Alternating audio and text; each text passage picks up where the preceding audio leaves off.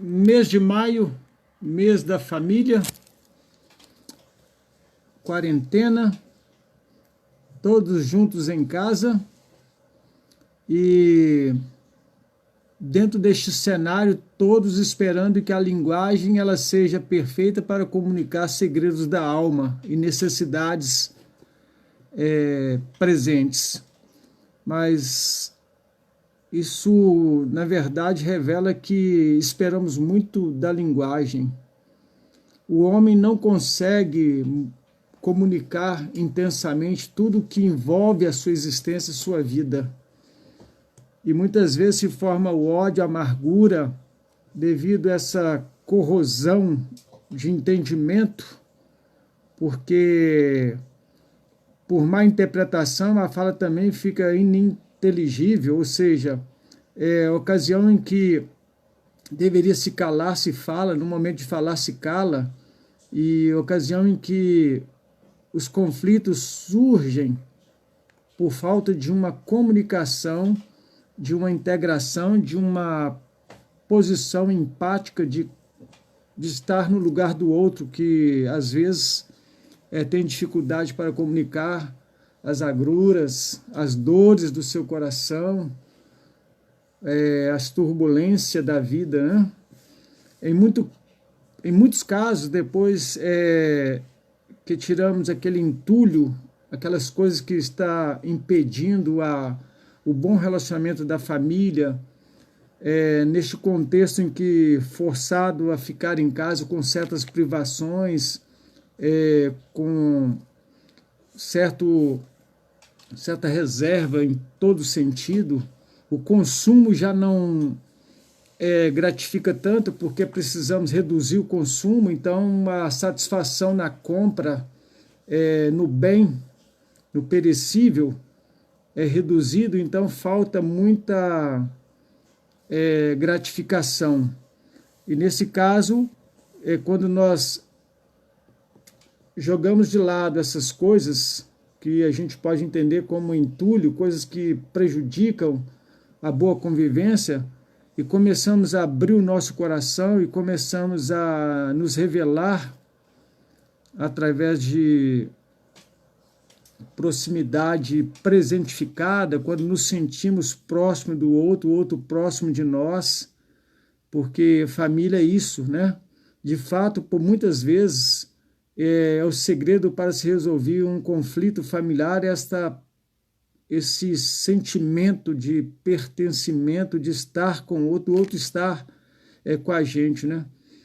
Na verdade, é uma dádiva quando nós nos colocamos diante das pessoas sem barreiras, sem muro de proteção, para que as pessoas possam se aproximar de nós e compartilhar tanto alegria como tristeza. E essa espécie de convivência familiar, ela produz certas gratificações. Isso só ocorre quando o indivíduo, a personalidade se revela na sua intensidade, como realmente é.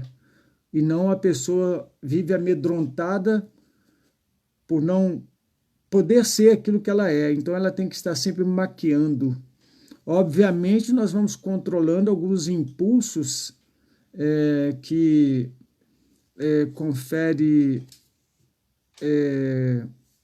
incapacidade de conviver com regras, com censura, né, e com os limites também impostos pelo outro, porque o outro também tem uma certa área de preservação, como também nós temos, porque nós não podemos também abrir todo o nosso campo, porque é perigoso, mas nós devemos estar atentos diante de uma possibilidade de termos um olhar simpático, como também um olhar antipático, ou seja, nós temos que ter uma percepção do que pode ocorrer em um momento, e sempre pensar como família que esse momento não vai definir toda a existência e toda a história. Um momento é um momento, e temos que tratá-lo como um momento para que a gente não seja enlaçado e com isso coloque fim em muitas coisas boas que podem ser trabalhadas nesses momentos, às vezes produzido de forma contínua, quando não se entende muito bem as necessidades dos outros e que o momento ele não define totalmente a pessoa, porque a pessoa, ela, pela experiência e pelo crescimento, pelo amadurecimento, ela vai se tornando outra. Já se diz que nós nunca somos o mesmo. Há 5 minutos atrás eu era um, agora já sou outro, e assim nós vamos crescendo e nós vamos desenvolvendo e nós vamos aprendendo a ouvir, a nos comunicar, a integrar a nossa percepção, perceber a sensibilidade que estamos tendo, ou do bruto, né, rude nosso também, para que a gente possa entender quando é que está acontecendo uma explosão ou simplesmente, na verdade, uma manifestação de alguém que está cansado e está precisando, né, de extravasar, de se expor, né? A gente tem que estar atento a isso. Nós temos que perceber que uma das coisas que nós precisamos ter é sabedoria. E o que é sabedoria? Será que sabedoria é muita ciência, muito conhecimento? Não. A sabedoria, geralmente, ela é muito eficaz numa situação limite. É quando nós colocamos em prática para que traga um resultado melhor e venha, então, produzir uma certa harmonia, um equilíbrio no ambiente, nos relacionamentos. Hoje a gente precisa de sabedoria. Sabedoria para admitir quando nós não estamos sendo nós mesmos e que nós estamos deixando de ser aquilo que somos, estamos falseando, e nós temos que perceber se estamos sendo inautênticos ou autênticos para que haja um crescimento. Perceber as nossas fraquezas que aflige tanto a gente como também não oferece segurança ao outro. Tudo isso deve ser detectado. A maior parte das pessoas de um grupo tem uma certa percepção distinta. Ninguém percebe da mesma forma. Um pai, uma mãe, os filhos, uma filha, né? Um filho, são distintas percepções e a gente tem que estar atento a isso. A maior parte das mulheres tem uma perspicácia de penetrar dentro de uma situação e penetrar dentro de uma fachada e perceber certos temores que estão presentes no coração dos filhos e até mesmo do marido, quando ele está passando por algumas crises, podendo ser afetiva, profissional, seja o que for. Tem mulher que tem uma sensibilidade diferenciada e quando ela é respeitada nessa intuição, nessa percepção, quando o homem aprende a ouvir, ele costuma fazer bons negócios. É interessante que a quantidade de família que sofre por causa de uma decisão errada, porque não foi dado ouvido àquela que tem uma intuição, uma percepção, uma sensibilidade maior, né? Há o perigo também do homem ser anulado por causa do permanente temor da mulher também. Se for uma pessoa muito sem estrutura, muito comedida, né? Que não gosta de arriscar, prefere o pouco, mas com um certo grau de segurança. Isso tudo também tem que ser analisado, mas nós não podemos desperdiçar o que o outro tem de melhor. Todos nós temos. Numa família, nós temos potenciais, nós temos... alguém tem algo diferente que pode complementar e produzir algo bom. As pessoas sensíveis, por exemplo, nós temos que tomar muito cuidado no relacionamento de família para não torná-la ridícula por causa esse alto grau de sensibilidade dela, né? Geralmente tem na família uns que choram mais, riem mais, são mais dispostos, outros menos, mais corajosos ou não. Então a gente tem que estar atento a isso para não sufocar e não comunicar de forma ruim ou comunicar mal as havendo neste grupo. Às vezes nós usamos muito de deboche e quando nós usamos do deboche, do desprezo, do escárnio, né, na verdade nós produzimos uma superioridade em nós, como se nós estivéssemos em condição melhor. É por isso que a gente tem que tomar muito cuidado, porque uma família que vive completamente livre e numa harmonia, ela permite mico, ela ri, ela brinca. É uma família saudável que ela não cresce. Os membros eles não procuram explorar, né, e oprimir o outro. Ainda que haja brincadeira, mas há respeito. Um momento descontraído, né? As coisas inconsequentes, que para mim é o que mais integra comunhão, força, proximidade, esses momentos inconsequentes, quando nós brincamos, conversamos, falamos. É nesse momento que a gente pode ver quem é sensato, quem respeita, quem reconhece aquelas coisas relativas ao momento, os desarranjos, os arranjos da família, tudo isso pode ser notado. A não ser que, a menos que a pessoa reconheça que essas reações são produto do meio, né? E não identifique, ela mesmo fique confusa. Então você também tem que estar bem sintonizado, né? Porque se você chegar atrasado no ambiente junto com a família, você vai pegar o trem em movimento e vai cair. Então você tem que estar muito atento. Nunca será demais você ouvir e procurar compreender, e na medida da sua compreensão você vai ver a importância de qualquer situação, qualquer problema, de tal maneira que você vai significar, você vai entender, vai dar um sentido à sua percepção daquilo que está sendo necessário na família. Isso é muito importante, porque aí você vai conseguir detectar realmente quando o riso é riso, quando a lágrima é lágrima, quando há uma dissimulação ou não, quando o ambiente precisa de uma intervenção. Na verdade, é brilhante o convívio familiar, é algo tremendo. Nunca é demais perceber que uma das coisas mais importantes é a comunicação. É um ouvido disposto a ouvir, ainda que sejam balelas, né? Coisas muitas vezes sem sentido, mas quando você ouve, a outra pessoa que fala se organiza e transmite o coração, a alma, a sua dor, e é que sarada, porque a escuta tem um poder muito grande. Eu gosto sempre de citar Provérbios.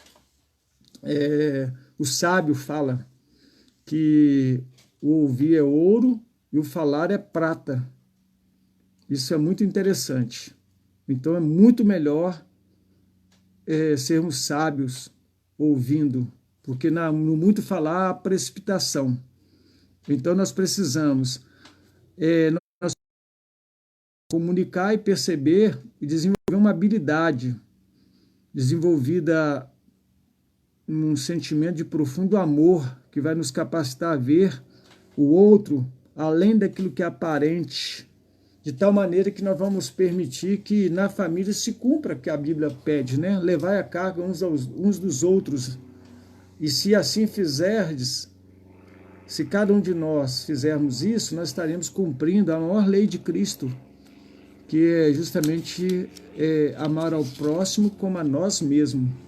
Então, o que nós precisamos então aprender é que existem coisas muito românticas na família. É o sonho de uma família perfeita, é o romantismo. Não, sempre haverá defeito, porque a equação é toda humana, é composta por pessoas falhas, pecadoras, que dependem da graça e da misericórdia de Deus e também uns dos outros, graça e misericórdia. Nós temos que entender que o romantismo ele tampa a realidade, ele tapona, né? Ele impede que a realidade se manifeste, porque vivemos sempre naquela fantasia de que vai chegar um dia que a plenitude vai alcançar a família e pronto, cessará todos os problemas. Isso é mentira. O desafio é permanente, porque cada dia é diferente. Se antes era pai, mãe e os filhos pequenos, quando estão adolescentes é uma realidade, jovens, quando vão casar, netos, sofrimento, uma série de coisas que vão sendo acrescentadas, porque a vida é essa dinâmica mesmo. A vida exige, no princípio da comunicação, do entendimento, que seja produzido um sentido, e essa realidade da família, essa dinâmica, como ela produz sentido, gratificação, bonificação, ela também produz desespero através das novidades que surgem. Imagine você, se antes era você e a esposa, agora um filho, uma responsabilidade a mais. Depois 2 filhos, 3, 4, 5. E depois neto. E assim vai. Você vai estar sempre percebendo que família é um desafio. Mas devemos ficar preocupados, amedrontados? De maneira nenhuma. Eu gosto muito de alguns ditados dos antigos, né? Que 2, 3, 4, 5, 6, 7, 8, 9, 10. Talvez não seja a mesma qualidade, mas pode ser talvez a mesma ou a felicidade maior. Né? E isso tudo está na certeza da gente saber que é projeto de Deus a nossa família. Eu preciso acreditar nesta verdade. Minha família é um projeto de Deus. E quando então eu coloco no coração essa certeza, então eu tenho como convidar Deus para participar da minha família e me dar direção e sabedoria para tomar as decisões. E dentro dessa realidade, então, Deus participando, um diálogo será aberto, a comunicação será mais transparente, o respeito, a capacidade de desabafo será maior, a família será sustentada por algo que é interessante, como funciona nos carros para reduzir o impacto negativo. Essa família será sustentada pelo amor tercedor, reduzindo os atritos e o desgaste e até mesmo a possibilidade de ficar no caminho na estrada, no caso do carro. E a família também não ficará, porque ela terá este amor tercedor vindo do coração de Deus para esta família que é projeto dele. E eu quero encerrar dizendo que o amor não traz confusão, muito pelo contrário, ele traz confiança, porque o amor tudo crê, tudo espera. O amor nunca falha, nunca falha. O amor sempre vence. Ele não se vangloria, ele não trata mal. E este amor só pode ser o amor de Deus que desenhou a nossa família. Que Deus te abençoe, que Deus nos abençoe. E vamos zelar, neste mês de maio, em nosso coração, aproveitando esta oportunidade da quarentena e valorizar este convívio com a família, com o mínimo, mas com o máximo de suficiência em Deus, de alegria, de paz. Que Deus nos abençoe. Amém.